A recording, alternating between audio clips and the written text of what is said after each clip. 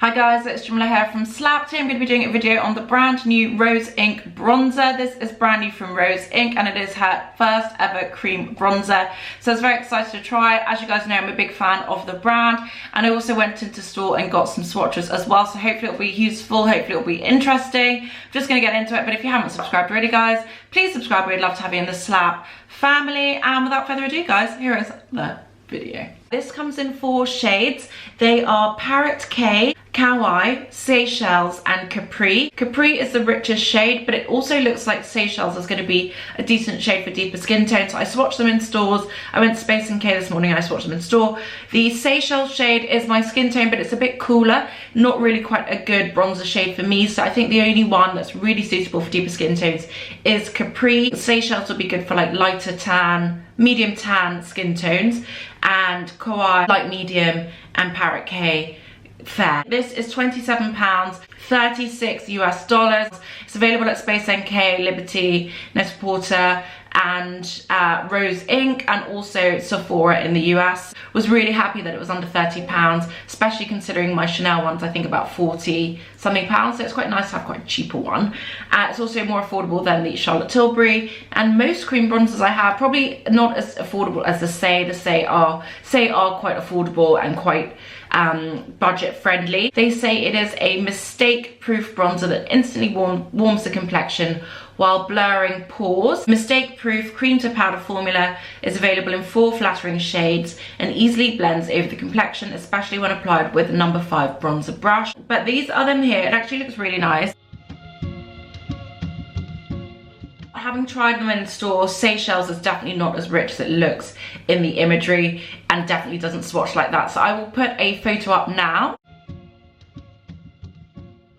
I did also swatch the highlighter, all shades of the highlighter. So if you want to see that, that'll be available in this week's vlog, vlog 54. So if you do want to have a look at the swatches of the highlighter, a much drier texture to what I thought they were going to be. Very interesting colour range as well. So check out vlog 54. You do have to be part of our Slap membership, but it's 99p a month, so it's pretty cheap. I'm just going to show you guys the packaging, show you guys some swatches, and then I'm going to get into a demo.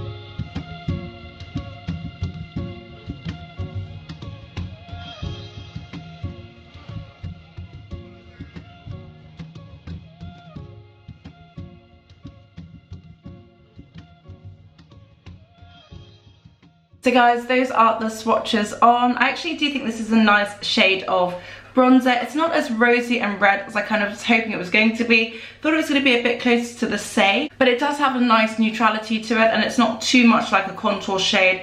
It's a bit lighter than my ABH and my Danessa Myricks as well, which I use both of those as contour shades.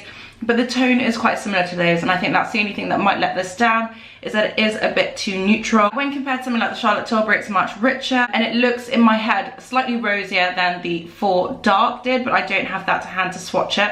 Unfortunately, the Chanel is much lighter. It just is very sheer and much more chill and much more rosy, and the Say is a lot more rosy as well. So the Say is one of my favorite cream bronzers. It is much rosier than this Rose Ink. So I got this in the shade Capri. I think that was the best shade for me. I don't think any other shade would have been as good. And I do like the look of it. I'm just intrigued to see how this is going to look on my face and whether it's going to look too neutral and too contour-esque. So there's only one way to find out. The packaging itself is cool. It's a very big version of her blusher, which is one of my favorite cream blushers. This one, however, does not have a flip top. This one you open like this and the lid comes off. Ideally, I would have preferred it to be an open lid like this, but it does remind me of the Chanel in the sense that it does just come off. The Chanel comes off and that's fine. The only thing I'd say with the Chanel is it does sit in the lid a bit easier, I think. The bottom half of this is Perspex, so it is clear. I think the top isn't as like glam as it could be, but it's very in keeping with her branding, and it's very much like the Rose Ink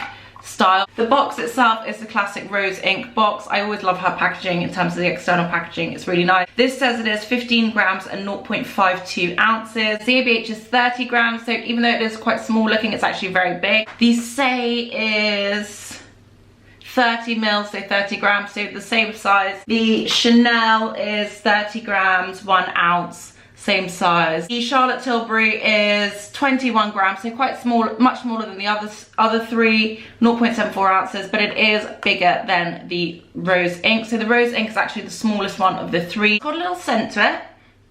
Smells kind of like creamy. So I'm just gonna pop this on my face.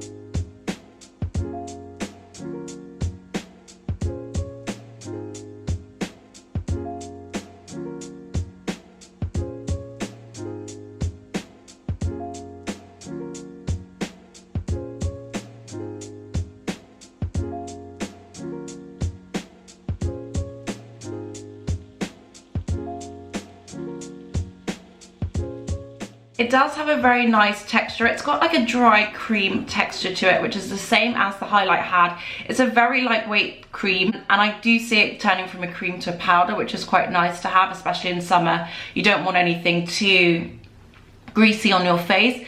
The placement of this, using it kind of a bit more contour-esque, is much more preferable, whereas trying to use it a bit higher up doesn't look as good because it is so neutral. So I think this is going to have to be another contour for me, which is a bit of a shame.